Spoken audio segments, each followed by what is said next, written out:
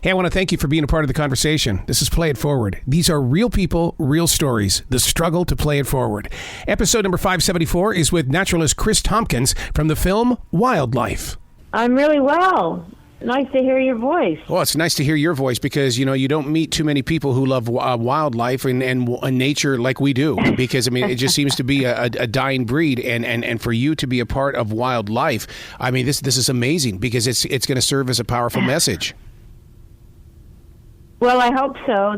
That's the idea of doing the film, is inspiring people out there at any level to go protect nature wherever it is. So where were you in life when you decided to start protecting nature? Because I remember being up in Montana and my family were hunters and I just wouldn't do it. And I would sit there in that forest and I would say, I vow to protect you. I vow to protect you. And to this day, I've been planted 1,700 trees in my area, which has created a forest here in South Charlotte, North Carolina.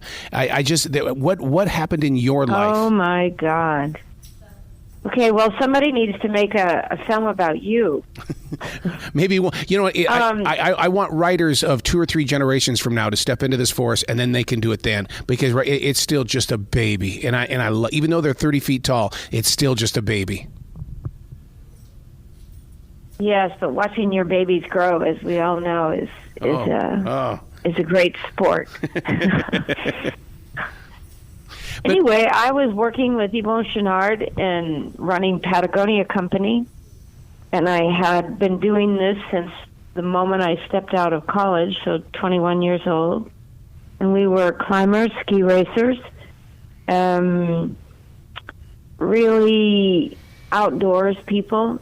And it was really Yvon, I think, in the early 70s, actually, who began to say that things were really happening, and they were happening in a way in nature that was very dangerous and happening very fast. Of course, now we know all of this seems quite evident, except the velocity now has kicked up enormously since we first started talking about it.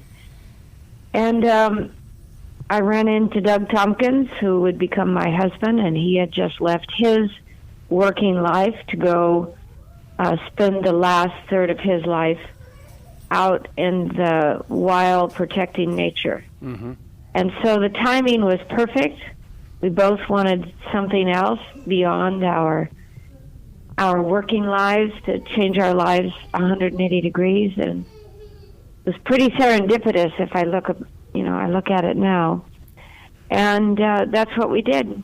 We just moved out of the United States down to Chile, and then to Argentina, and began accumulating large tracts of land in key areas, a lot of the jewels of the country, and buying it, and then dedicating it and donating it back to the citizens of Chile and in Argentina, to the Argentines.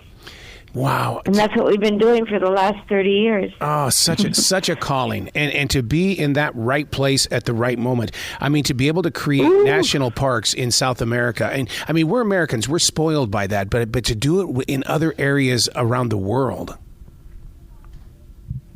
Well, that's right. Although we have to remember that both Chile and Argentina had national park systems when we started. So it wasn't as though we created that form of protection in the country. Mm-hmm. It was already there. In fact, Argentina, I think, is the third oldest national park system in the world, behind Australia and Canada, maybe the U.S. And Chile's, the first one was in 1926. So, but it wasn't an active or proactive idea that individuals could amass land and then turn them over so that all are welcome, just like you see in Yellowstone and other national parks that we're all used to.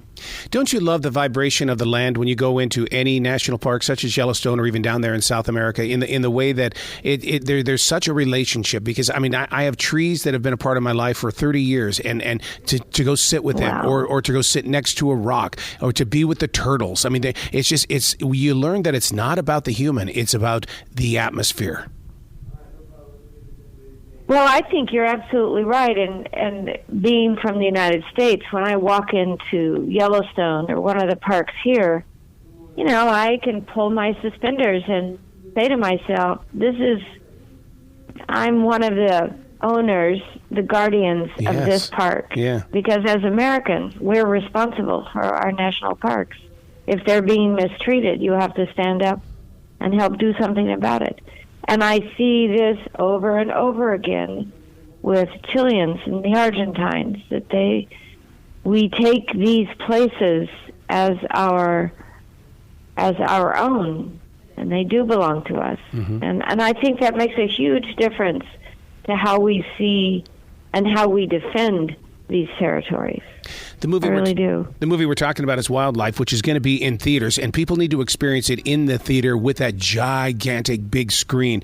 And I realize it's going to be on Disney Plus and Hulu and National Geo, but I really want to put listeners in those seats, because this is the kind of stuff that changes people's lives. We had this when I was a kid, and it just I loved watching the shows about bears and about icebergs and things, and so that's why this is so special, because you're the one that's doing it right now.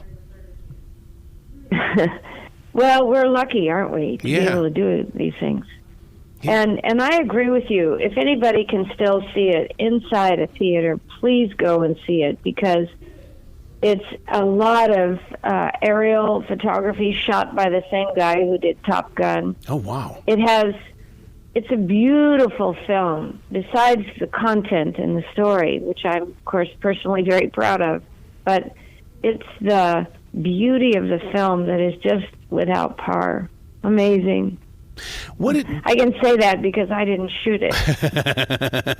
Yeah, but you were part of it, though, in a way of bringing it to life. Yeah, no, it's our story. It's our story, that's for sure.